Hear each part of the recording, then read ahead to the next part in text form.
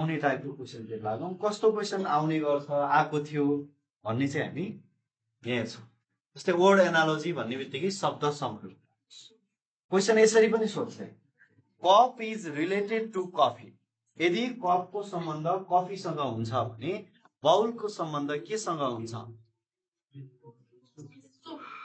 हो अब अलिकति के हो त भन्दा अलिक बढी मिल्ने खालको हुन त अब तपाईँले यसरी कपमा प्राय के खाइन्छ कफी खाइन्छ होला कहिलेकाहीँ दुध खाइएला कपमा है कपमा सुप पनि त खान सकिन्छ कपमा पानी पनि त खान सकिन्छ तर त्यसको स्पेसिफिक के हो त कप कप के को लागि डिजाइन गरेको हुन्छ भन्दा कफी खान अथवा चिया खानलाई नै विशेष गरी कप बनाइन्छ त्यसो भए बाउल भनेको कचौरामा के खान मिल्छ भन्दा कचौरामा खानेकुरा पनि खान मिल्छ अब फलफुल राखेर पनि खान मिल्छ मिल्नलाई खानेकुरा पनि मिल्छ तर त्यो अलिक बढी स्पेसिफिक केसँग हुन्छ भन्दा अलिक बढी सुप खानलाई कपको प्रयोग गरिन्छ के अरे बाउलको प्रयोग गरिन्छ त्यसैले हो योसँग जुन रूपमा कप रिलेटेड छ कप जुन रूपमा कफीसँग रिलेटेड छ त्यसै गरी बाउल केसँग छ सुपसँग बढी रिलेटेड छ यसरी चाहिँ तपाईँले त्यसको नजिकको सम्बन्ध खोज्ने नजिक केसँग छ बढी मिल्दो के छ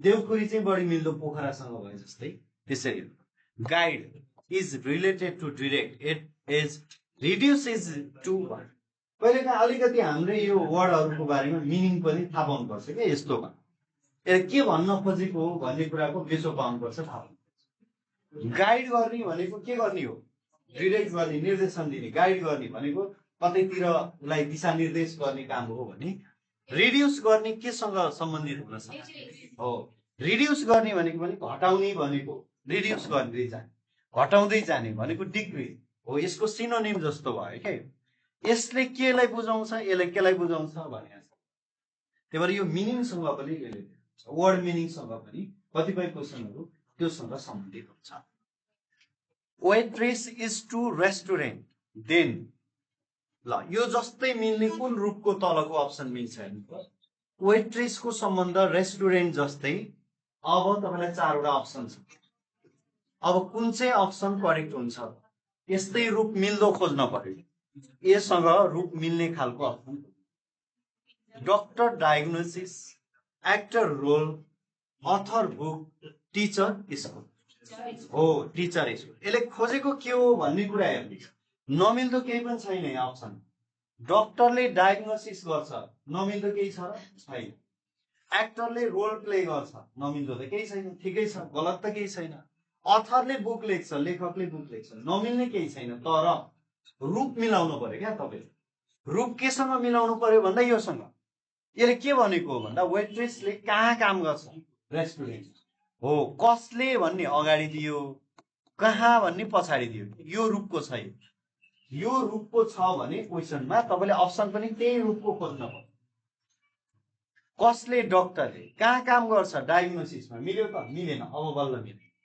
कसले एक्टरले कहाँ काम गर्छ रोलमा मिलेन कसले अथरले कहाँ काम गर्छ बुकमा मिलेन कसले टिचरले कहाँ काम गर्छ स्कुलमा रूप मिल्यो नि त हो यही हो तपाईँले खोज्ने भनेको रूप मिलाउने फिजिसियनले ट्रिटमेन्ट गर्छ भने जजले के गर्छ अब कसले के गर्छ भन्ने कुरा आयो अघि कहाँ गर्छ भन्ने थियो अहिले चाहिँ फिजिसियन इज टु ट्रिटमेन्ट भन्ने बित्तिकै फिजिसियनले के गर्छ भन्ने कुरा यहाँ दिएको रहेछ के भन्ने हामीले अप्सन पनि त्यही रूपको खोज्नु पर्यो कसले जजले के गर्छ भन्ने अप्सन खोज्नु पर्यो क्या कहाँ गर्छ भन्ने के गर्छ हो जजले चाहिँ कहाँ गर्छ भने भाइ कोर्ट के गर्छ भन्दा यसले जजमेन्ट गर्ने हो यसरी चाहिँ रूप मिल्दो खोज्ने कुरा हो अरू केही छैन यहाँ रूप मिल्ने खोज्ने तापक्रमको सम्बन्ध थर्मोमिटरसँग भए चाहिँ भूकम्पको सम्बन्ध तलका मध्ये कुनसँग छ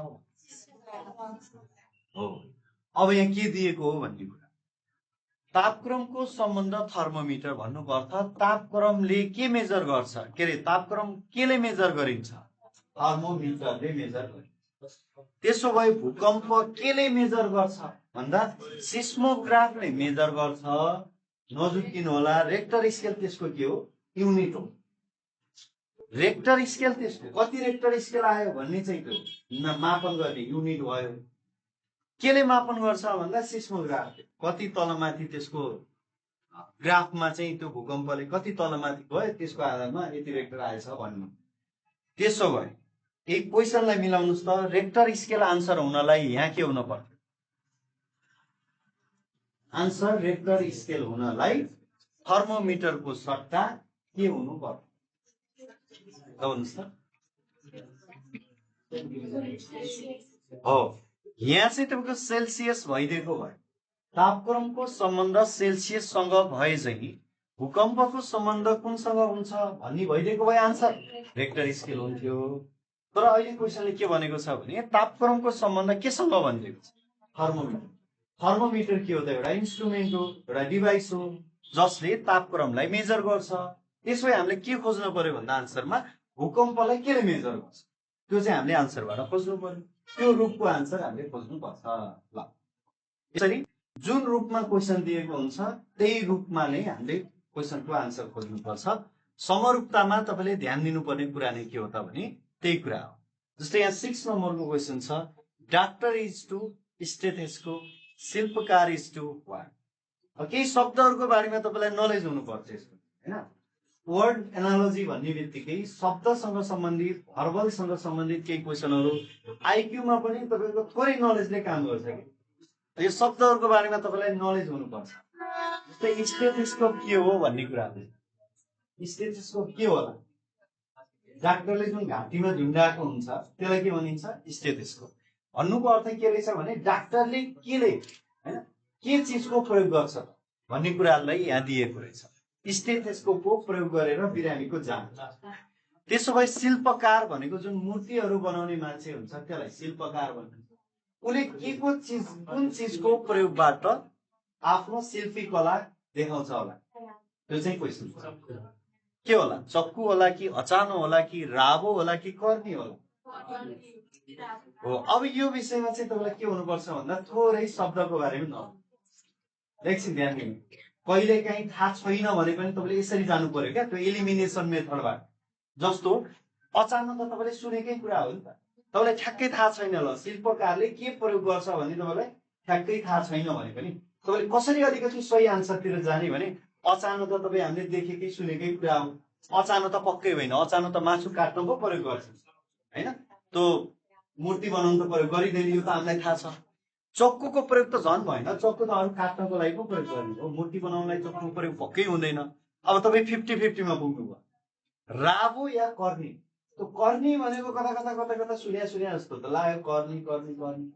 अनि तपाईँको दिमागमा झट्टै के आयो भने ए यो त मिस्त्रीले जुन प्लास्टर गर्दाखेरि, होइन, गाह्रो लगाउँदाखेरि त्यो प्रयोग गरेको हुन्छ नि एउटा, हो त्यो पो हो त कर्नी। त्यसो भए त कर्नी त होइन। तपाईँलाई थाहा थिएन राबो हो भन्ने, तपाईँलाई थाहा थिएन। तर पनि तपाईँ कहिलेकाहीँ के हुन सक्छ, अरू चिजलाई हटाउँदै जाँदाखेरि चाहिँ तपाईँ सही आन्सर चाहिँ पत्ता लगाउन सक्ने पनि हुन्छ क्या कहिले। हो, त्यसलाई भन्दो रहेछ राब। जुन उसले मूर्ति बनाउनलाई जुन चिजको प्रयोग गरेर मूर्ति बनाइरहेको हुन्छ त्यसलाई राब हो। त्यो चाहिँ अब थाहा नभए पनि कहिलेकाहीँ सही आन्सर पत्ता लगाउने एउटा टेक्निक के पनि हो भने अरूलाई हटाउँदै जाने, अरूलाई हटाउँदै जाने। अनि त्यसपछि ए अरू होइन भने त यही होला भनेर सही ठाउँमा एउटा त्यो बाटो। ल, अब यो भन्नुहोस् त यसको, यो पनि नलेज चाहियो कि यसलाई अरू लजिक भन्दा पनि।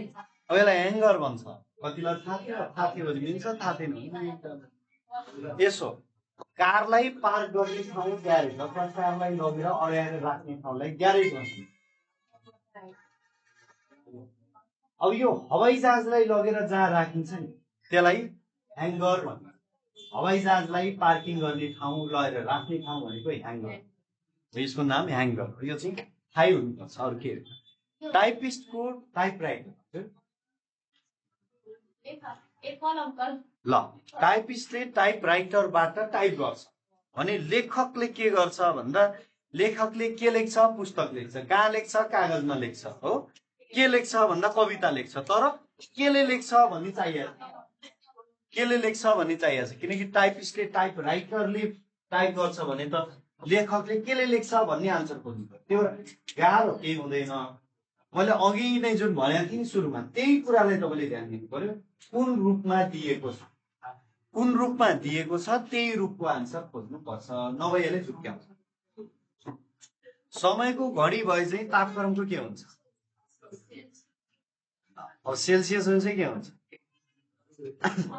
समय नाप्ने घडीले तापक्रम नाप्ने थर्मोमिटर हो, सेल्सियस होइन। समयको सेकेन्ड भए चाहिँ भनेको भए बल्ल के हुन्थ्यो? सेल्सियस। तपाईले त्यो रूपलाई चाहिँ ख्याल गर्नुपर्छ, त्यो रूप बिर्सिनु भएन। हो, यी तापक्रमको सेल्सियस भए चाहिँ भूकम्पको के भन्दाखेरि अब आन्सर के हुने भयो? अब चाहिँ रेक्टर स्केल हो। यी कुराहरूलाई तपाईले यहाँ ल तापक्रमको सेल्सियस भए चाहिँ भूकम्पको के भन्यो भने चाहिँ सेल्सियस हुने भयो।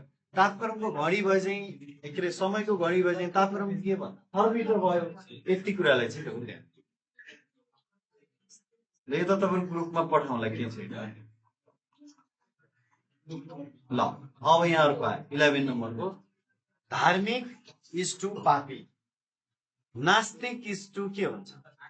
हो, अब यो चाहिँ अपोजिट मिनिङ दिइराखेको रहेछ हैन। यसको अपोजिट के हुन्छ? नास्तिक। ल अन्धकार इज टु बत्ती हुन्छ भने तलका मध्ये कुन अप्सन ठिक हुन्छ?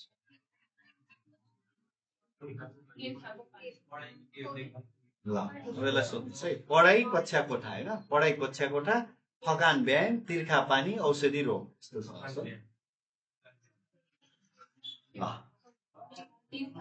अब यसको रूपलाई तपाईले विचार गर्नु पर्यो के हो। यसको रूपलाई अन्धकार र बत्तीको बीचको सम्बन्ध के? अन्धकारलाई हटाउन के चाहियो? बत्ती चाहिन्छ, बत्तीले अन्धकार हटाउँछ, यस्तो हो नि त। त्यसो भए थकानले व्यायाम हटाउँछ त, अथवा व्यायामले थकान हटाउँछ? हटाउँदैन। हो, यो मिल्यो हो। तिर्खा पानी, पानीले के गर्छ? तिर्खा हटाउँछ, यो चाहिँ मिल्ने। औषधिले रोग हटाउँ होइन, रोगले औषधि हटाउँछ, किनकि बत्तीले अन्धकार हटाउँछ भने जस्तै रोगले औषधि हटाउँछ त मिलेन। पानीले तिर्खा हटाउँछ, यो चाहिँ मिल्दो छ। त्यसैले जुन मिल्दो रूपको छ त्यसैले आन्सर खोज्ने कुरा हो।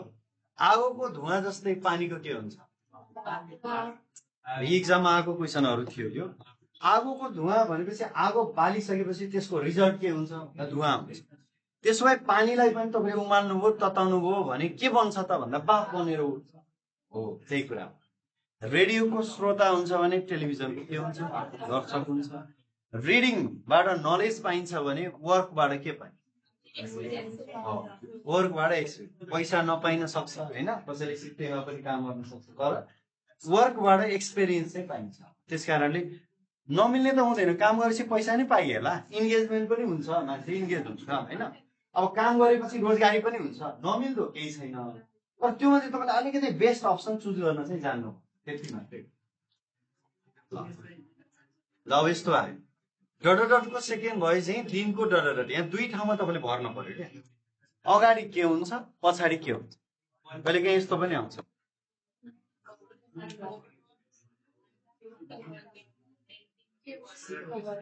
अप्सन अगाडि पनि मिल्न पर्यो, पछाडि पनि मिल्नु। अब यसलाई राखेर हेरौँ न, घडीको सेकेन्ड भए चाहिँ दिनको शुक्रबार, मिल्यो कि मिलेन यसो ट्राई गरौँ। घडीको सेकेन्ड, घडीले मेजर गर्ने युनिट भनेको सेकेन्ड हो भने त दिनको मेजर गर्ने युनिट त शुक्रबार होइन, अनि मिल्ला जस्तो भयो। घण्टा, आवरको सेकेन्ड भए चाहिँ दिनको सेकेन्ड, यो पनि मिलेन। दिनको अनि आवरको पनि उस्तै उस्तै हुने कुरा त भएन। यो मिनेटको सेकेन्ड भए चाहिँ दिनको घण्टा हो, यो चाहिँ मिल्ला जस्तो देखियो क्या। मिनेट भन्दा सानो युनिट के हो? सेकेन्ड हो।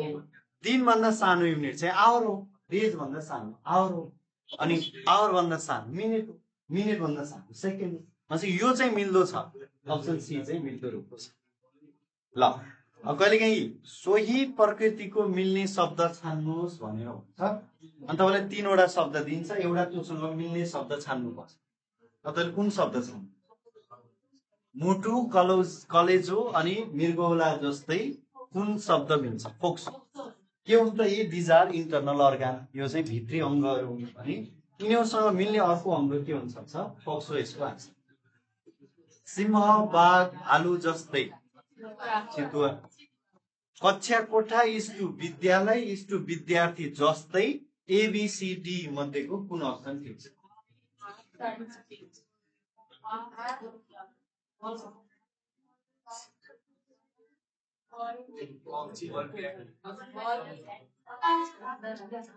कक्षा कोठा विद्यालय र विद्यार्थीको सम्बन्धलाई तपाईले के लाउनुहुन्छ कुन रूपको सम्बन्ध छ कुन रूपको छ त्यही रूपको यहाँ तपाईले खोज्नुपर्छ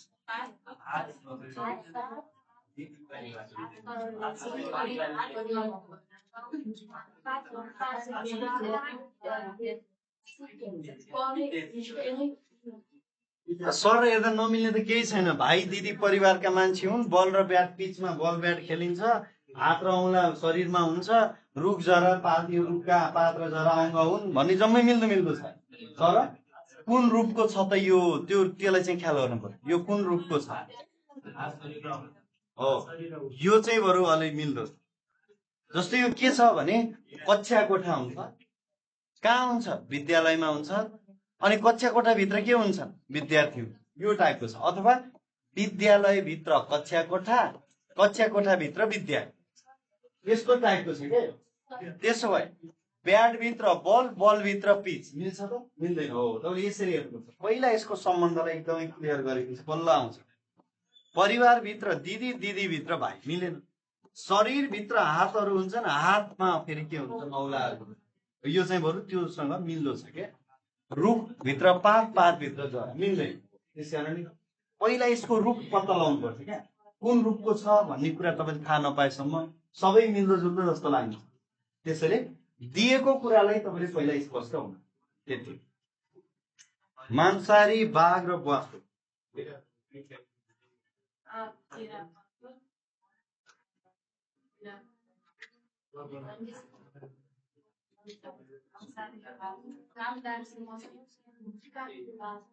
पहिला यतिलाई तपाईले विश्लेषण गर्नु मांसाहारी बाघ र ब्वासो के हो मांसाहारी अथवा मांसाहारी भित्र के पर्छ बाघ र ब्वासो पर्छ आँप भित्र केरा र फलफुल पर्छ मिल्यो त मिलेन केरा र आँप फलफुल भित्र पर्छ मिलेन कामदार र मजदुर भनेका प्रबन्धक हुन् मिलेन गाई र दुध बिरालो हो बिरालोले खान्छ मिलेन मिलेन महिला र पुरुष के हुन् त मानिस हुन् भन्ने हो तपाईले यो कुरालाई चाहिँ सुन्नुमा के हो यो भएपछि आउँछ